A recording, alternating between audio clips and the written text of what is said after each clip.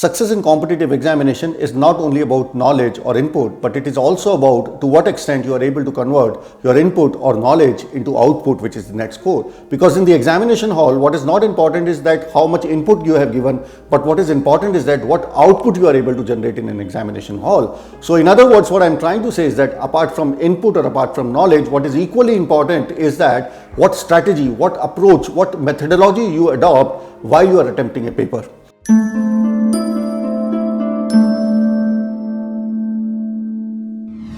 Good afternoon, boys and girls. This is Avinash Agarwal, your success guide in the journey of scoring more marks, cracking exams and achieving your goals.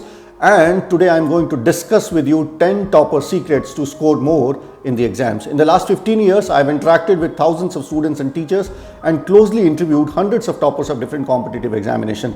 Today I am going to discuss 10 topper secrets to score more marks in the exams, which is based upon the topper interviews which I have done in the last 15 years. So without much ado, let's move on to the first secret. The first secret which most of the toppers share is that they do not come in the examination with a fixed strategy. They browse the paper and then decide the sequence which is based upon the difficulty level. What I'm trying to say is that, every student has its strong and weak subjects, and most of the students I have seen, they say that physics is my strong subject. I would always start my paper with physics, or biology is my strong subject. I will start my paper with biology. But what if physics or biology becomes as the most difficult section? So what most of the toppers do is that instead of coming with a fixed strategy, what they do is that they browse the paper for 5 minutes and then decide the sequence in which they would attempt different sections. The second strategy which most of the toppers adopt is that they allot 90% of the total time between different sections. So what I'm trying to say is that if your test paper is of 3 hours or 180 minutes, you allot 150 to 160 minutes and divide that 150 minutes or 160 minutes between different sections. You leave a scope of 15 to 20 minutes. That additional time of 15 to 20 minutes can be used as a last minute revision, last minute recap, any questions which you want to come back to, anything whatever is left or anything which is incomplete which can be done quickly.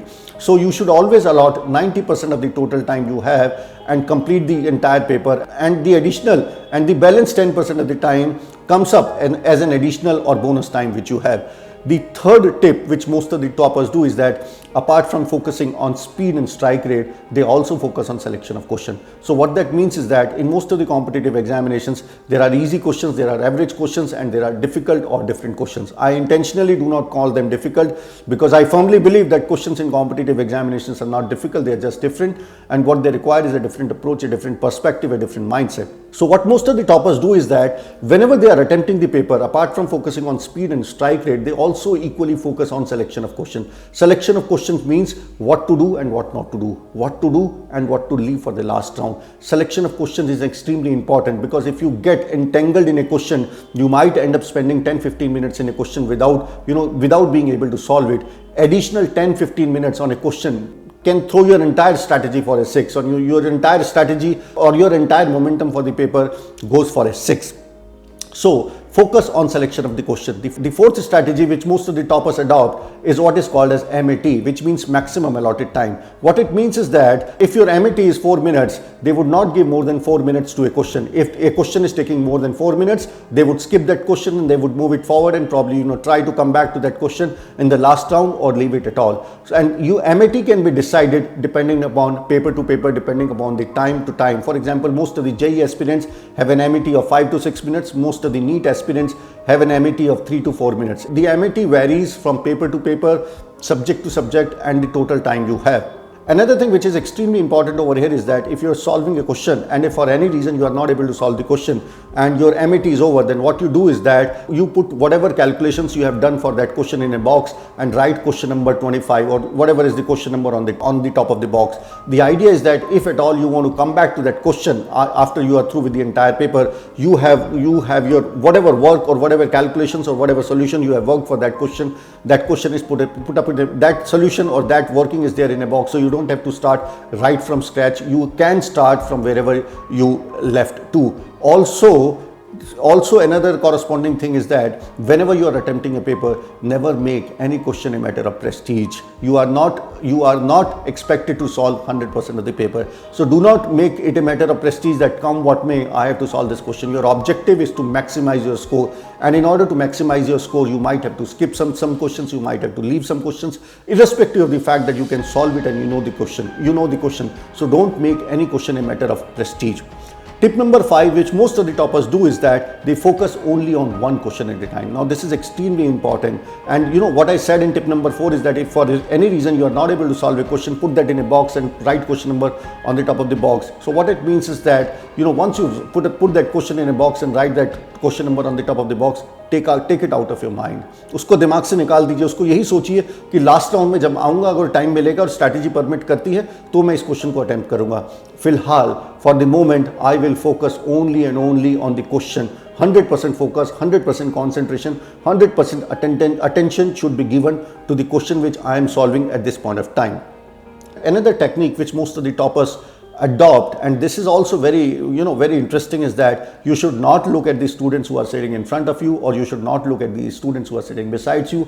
Do not even try to look at the invigilator. Why I'm saying so is that whenever you're looking at a student who's sitting in front of you or besides you, it can lead to distraction. It can, you are not able to solve a question and you are thinking like this, and then suddenly you see that there is another student who's busy solving. It can bring your morale down. It can lead to distraction. It can disturb or bring your focus down. So what is advised is that whenever you're solving a paper, your 100% attention, 100% focus should be only on your desk, only on the question paper, and only on the OMR sheet.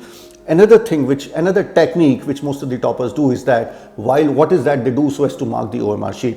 Now when they are marking the OMR sheet, specifically discussing this is that because I have seen a lot of students in the last 4 or 5 years who have solved the question correctly, but while marking the OMR sheet, they make the mistake. So what most of the toppers do is that if they have solved question number 2 and the answer to question number 2 is C, what they do is that they would recollect, or they would think in their mind 2 ka C.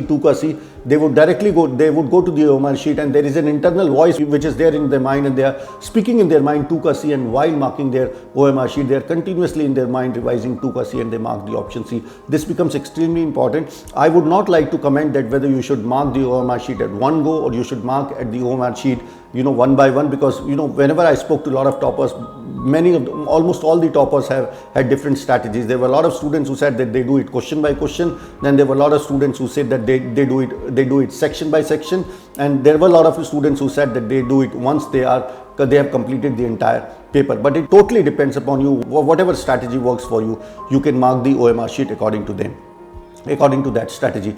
Another technique which most of the toppers do is that you have to stay calm and relaxed. You don't have to get into that anxiety loop, or that kind of mental block, or getting into your anxiety levels running very high. I was interviewing a JEE topper, and he said he shared a very interesting thing. He said that while he was attempting a JEE mains paper, after 5-7 minutes he realized that his mouse was not working. But this boy did not lose his temper, or did not get excited, or did not got anxious. He politely stood up. He stood up and politely said to the invigilator, "Sir, my mouse is not working. Can I request you to please change the mouse?" And by the time the invigilator changed the mouse, he was silently working on the question paper, and his 100% attention and focus was on the question paper. So what I'm trying to say is that when you're solving a question paper, or when you're attempting a paper, you might have anxiety attacks, you might have mental blocks. Whenever you get anxiety attack or mental blocks, you can use simple breathing techniques wherein you close your eyes, take a deep breath, hold it for a minute, and then breathe out. This technique, if you do it 2-3 times within 60 seconds, you probably would be able to come back. You would be able to keep yourself relaxed and calm. And whenever you are doing these deep breathing, I would also advise you that think about some good experiences of your life. Think about the images in front of your eyes wherein your parents are hugging you, you are winning a prize, your parents are proud of you, and all those kind of. Try to swap bad feelings with good images, good feelings, and that is the only way. If your mind gets blocked, or if you have an anxiety attack, that is the only way to come back in the examination mode within less than 60 seconds. Another advice which most of the toppers do is that, irrespective of fact that the pattern and everything is decided, you should read the instructions very, very carefully. Now, most of the competitive examinations have some small changes here and there, and even a small change, if get if gets unnoticed, can make a huge difference. There are different sections which have a different marking scheme. There are different sections which have a different negative marking scheme also. So it is advised that, however, we know that there is not going to be any changes, but in spite of that, it is highly recommended that you should spend 2 to 3 minutes in reading the instructions very carefully, because that makes a lot of difference. Another technique which most of the toppers suggest is that you should use intelligent guessing. If the negative marking is 1/4, and if you can rule out that these two options would never be are incorrect options, it makes sense to do some little bit of intelligent guessing. Some of the toppers who were preparing for NEET examinations also said that you should not look at the options before reading the question. So because when you look at the option, your mind is pre-framed, and it is only thinking about the options. What instead makes more sense is that you should read the question carefully, read it once, read it twice, and only then go to the options. Another tip which most of the toppers suggested is that you should not do too much of switching between different sections. So what it means is that, for example, if you are attempting a NEET paper, you should not do too much of switching between physics, chemistry and biology. And why this so is that because different sections, when we are trying to solve different sections, the different parts of the brain are working. When we are solving biology or when we are solving inorganic chemistry, which are read-based subjects, a different part of the brain is working compared to when we are studying physics, when we are solving a physics problem, or when we are solving a physical chemistry problem, the different part of the brain is working. And if too much of switching happens between the different sections, the brain also gets confused, and at times it is very difficult to build up our focus and to concentrate on one question. So what is advised is that you should follow a sequence and do not try to do too much switching between the different sections. So these were some of the things, these were some of the tips, these were some of the strategies which most of the toppers use. I would sincerely advise you to use these techniques or use these strategies in the mock test series which you attempt. Try to find out what works for you and what doesn't work for you, what works best for you, try to adopt them.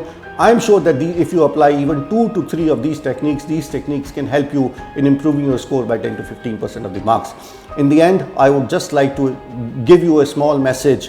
मेहनत का पाया अल्प नहीं होता, जो अधूरा रह जाए वो संकल्प नहीं होता, हार को रखना अपने से दूर क्योंकि जीत का कोई विकल्प नहीं होता. And last but not the least, I would like to tell you about my books, Topper Study Hack, which is useful for students who are preparing for board, JEE and NEET, and Success Blueprint for competitive examination, which is useful for students preparing for banking, SSC, railway and defense. Both these books are based upon the success story of hundreds of toppers whom I have interviewed and interacted in the last 15 years.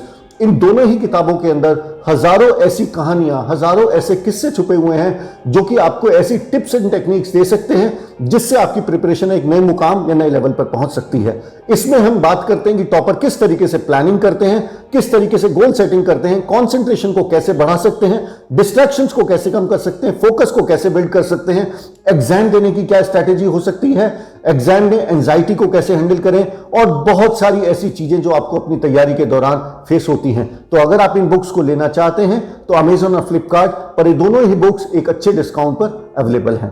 Thank you, bye bye, wishing you all the best and see you in the next session.